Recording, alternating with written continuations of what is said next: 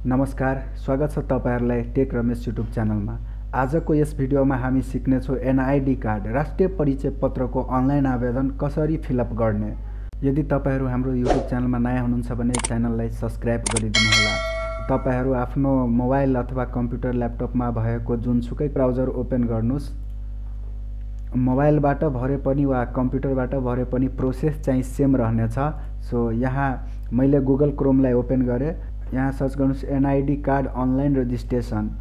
NID card online registration search गरिसके पछाडि तपाईहरुको अगाडि नयाँ साइट खुल्नेछ एनआईडी प्री इनरोलमेन्टको। यो फर्स्टमा रहेको साइडमा क्लिक गर्नुहोस्।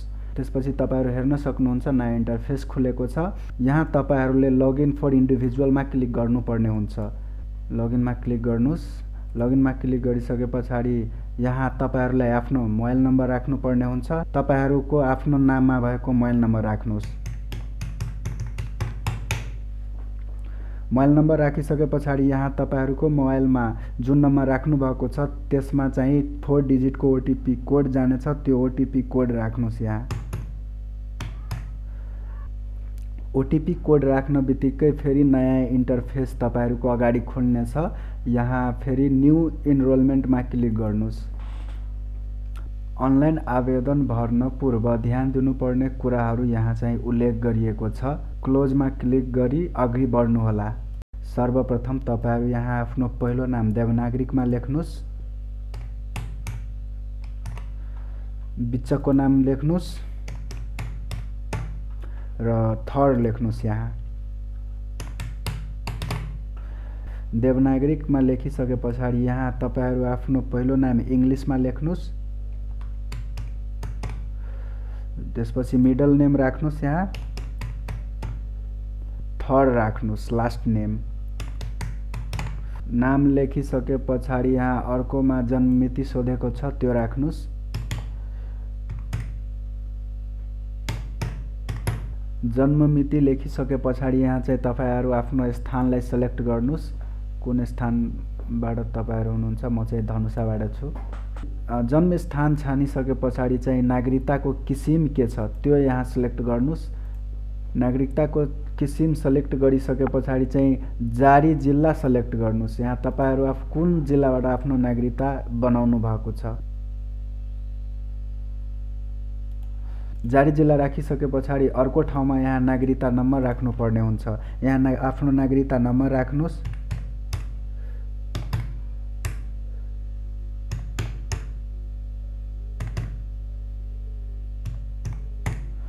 नागरिकता नम्बर लेखिसके पछाडि यहाँ नागरिकताको जारी मिति लेख्नुस्।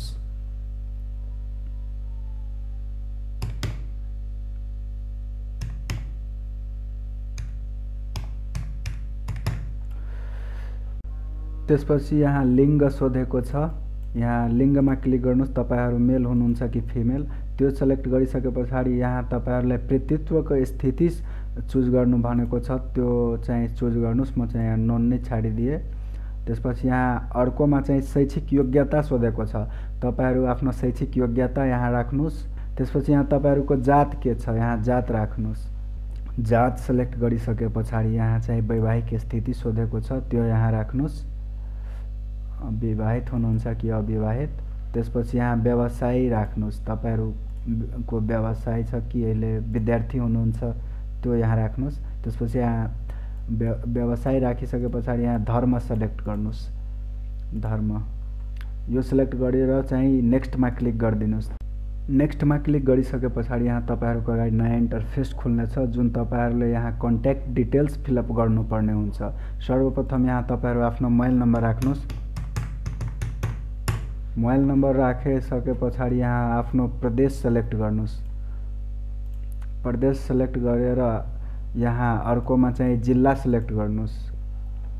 जिल्ला सेलेक्ट भयो। त्यसपछि यहाँ गाउँपालिका अथवा नगरपालिका सेलेक्ट गर्नुस्। नगरपालिका सिलेक्ट गरिसके पछाडि यहाँ आफ्नो वार्ड नम्बर लेख्नुस्। वार्ड नम्बर लेखेर यहाँ चाहिँ गाउँको नाम लेख्नु पर्ने हुन्छ। यो माथिको सबै विवरण भरिसके पछाडि यहाँ copy to permanent address to temporary एड्रेसमा क्लिक गर्दा नि सबै आफै फिलअप हुन्छ। त्यसपछि नेक्स्टमा क्लिक गर्नुस्।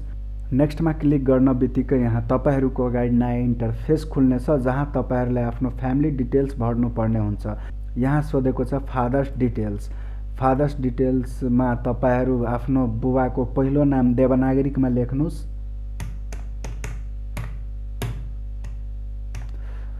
पहिलो नाम लेखिसके पछाडि यहाँ बिच्चको नाम लेख्नुहोस्। बिच्चको नाम छैन भने थर लेख्नुहोस्। देवनागरिकमा लेखिसके पछाडि यहाँ इङ्ग्लिसमा आफ्नो बुबाको फर्स्ट नेम लेख्नुहोस्। त्यसपछि लास्ट नेम लेख्नुहोस्। यहाँनिर तपाईहरू आफ्नो बाको नागरिकता प्रमाणपत्र नम्बर दिनुहोस् र यहाँनिर राष्ट्रिय परिचय पत्र नम्बर। यो दिए पनि नदिए पनि फरक पर्दैन, यो अप्सनलमा हुन्छ। त्यसपछि अघि बढ्नुहोस्। यहाँ तपाईहरूले फादर्स पर्मानेन्ट एड्रेस भर्नुपर्ने हुन्छ। यसमा टिक लाएर पनि भर्न सक्नुहुन्छ। यहाँ मदर्स डिटेल्स सोधेको छ। यहाँ तपाईहरू आफ्नो आमाको पहिलो नाम राख्नुहोस्। पहिलो नाम राखिसके पछाडि यहाँ बिच्चको नाम राख्नुहोस्। त्यसपछि थर राख्नुहोस्। यहाँ आफ्नो आमाको इङ्ग्लिसमा फर्स्ट नेम राख्नुहोस्। मिडल नेम राख्नुहोस्। त्यसपछि लास्ट नेम राख्नुहोस्। त्यसपछि यहाँ पनि सोधेको छ नागरिकता प्रमाणपत्र नम्बर आमाको अनि राष्ट्रिय परिचय पत्र नम्बर। यो चाहिँ अप्सनलमा हुन्छ, यो दिँदा पनि नदिँदा पनि हुन्छ। डिटेल भरिसके पछाडि यहाँ चाहिँ मदर्स पर्मानेन्ट एड्रेस, यहाँ चाहिँ सेम कपीमा क्लिक गरिदिनुहोस्। सेम फिलअप हुन्छ। त्यसपछि अघि बढ्नुहोस्। यहाँ तपाईहरूलाई ग्रान्ड फादर्स डिटेल्स भर्नुपर्ने हुन्छ। यहाँ तपाईहरू आफ्नो हजुरबाको पहिलो नाम लेख्नुहोस्। त्यसपछि थर राख्नुहोस्। यहाँ तपाईहरू इङ्ग्लिसमा ग्रान्ड फादरको फर्स्ट नेम राख्नुहोस्। लास्ट नेम राख्नुहोस्। त्यसपछि अघि बढ्नुहोस् त्यो भरेर। यहाँ ग्रान्ड मदर्स डिटेल्स सोधेको छ। यहाँ तपाईहरू आफ्नो हजुर आमाको पहिलो नाम देवनागरिकमा लेख्नुहोस्।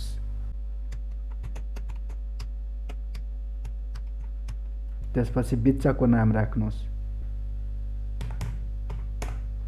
त्यसपछि थर राख्नुहोस्। यहाँ ग्रान्ड मदरको फर्स्ट नेम इङ्ग्लिसमा लेख्नुहोस्।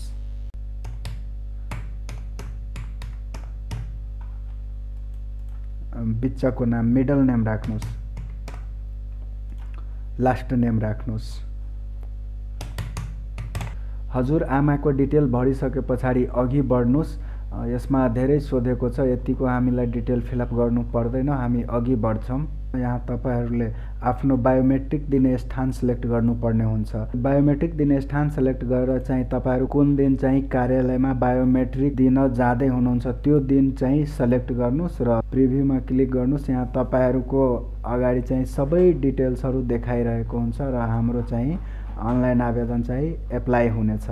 फर्मलाई प्रिभ्यूमा हेरिसके पछाडि चाहिँ सबमिटमा क्लिक गर्नुहोस्। सबमिटमा क्लिक गर्न बित्तिकै यहाँ तपाईहरूको अगाडि नयाँ इन्टरफेस खुल्छ। यहाँ तपाईहरूलाई एउटा क्युआर कोड पनि देख्न सक्नुहुन्छ। यहाँ तल हेर्न सक्नुहुन्छ नजिकको जिल्ला प्रशासन कार्यालयमा गई आवेदन मिति समय लिनुहोला। भिडियो कस्तो लाग्यो तल कमेन्ट गर्नुहोला र हाम्रो टेक रमेश युट्युब च्यानललाई सब्स्क्राइब गरिदिनुहोला। धन्यवाद।